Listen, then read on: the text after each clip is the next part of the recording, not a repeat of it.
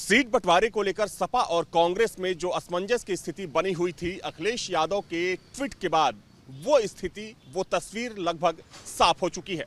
चूंकि अब ये साफ हो चुका है कि जो उपचुनाव होने जा रहा है, उस उपचुनाव में समाजवादी पार्टी अपने सभी प्रत्याशी उतारेगी, यानी कि समाजवादी पार्टी के चुनाव चिन्ह पर ही इंडिया गठबंधन चुनाव लड़ने जा रहा है। चूंकि सबसे महत्वपूर्ण बात यह है कि बार बार कांग्रेस की तरफ से 5 सीटों की बात कही जा रही थी। कांग्रेस पार्टी ने 5 सीटों पर दावेदारी की थी और कांग्रेस के जो प्रदेश अध्यक्ष अजय राय हैं, उनकी तरफ से भी बार बार कहा जा रहा था कि उनकी तैयारी 5 सीटों को लेकर है।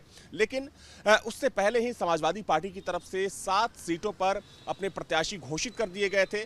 2 सीटें कांग्रेस के लिए छोड़ी गई थी, गाजियाबाद की और जो अलीगढ़ की खैर सीट है।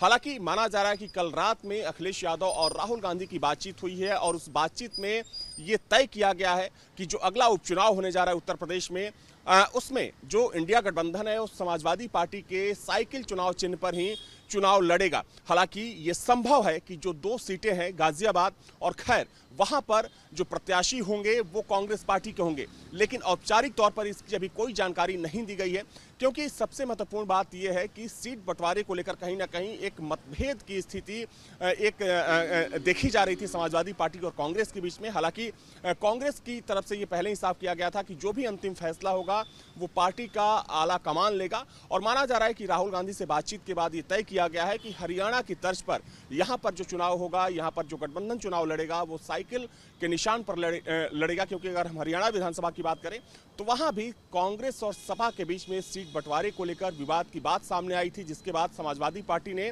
वहां पर चुनाव ना लड़ने का फैसला लिया था। वैसे में माना जा रहा है कि हरियाणा की तर्ज पर अब कांग्रेस पार्टी भले ही समाजवादी पार्टी को सपोर्ट करेगी, लेकिन जो चुनाव चिन्ह होगा समाजवादी पार्टी का होगा। हाँ, यह संभव है कि जो 2 प्रत्याशी हैं वो कांग्रेस पार्टी के हो सकते हैं। सीट बंटवारे को लेकर सपा और कांग्रेस में जो असमंजस की स्थिति बनी हुई थी, अखिलेश यादव के ट्वीट के बाद वो स्थिति, वो तस्वीर लगभग साफ हो चुकी है। चूंकि अब ये साफ हो चुका है कि जो उपचुनाव होने जा रहा है, उस उपचुनाव में समाजवादी पार्टी अपने सभी प्रत्याशी उतारेगी, यानी कि समाजवादी पार्टी के चुनाव चिन्ह पर ही इंडिया गठबंधन चुनाव लड़ने जा रहा है। चूंकि सबसे महत्वपूर्ण बात यह है कि बार बार कांग्रेस की तरफ से 5 सीटों की बात कही जा रही थी। कांग्रेस पार्टी ने 5 सीटों पर दावेदारी की थी और कांग्रेस के जो प्रदेश अध्यक्ष अजय राय हैं, उनकी तरफ से भी बार बार कहा जा रहा था कि उनकी तैयारी 5 सीटों को लेकर है। लेकिन उससे पहले ही समाजवादी पार्टी की तरफ से 7 सीटों पर अपने प्रत्याशी घोषित कर दिए गए थे। 2 सीटें कांग्रेस के लिए छोड़ी गई थी, गाजियाबाद की और जो अलीगढ़ की खैर सीट है।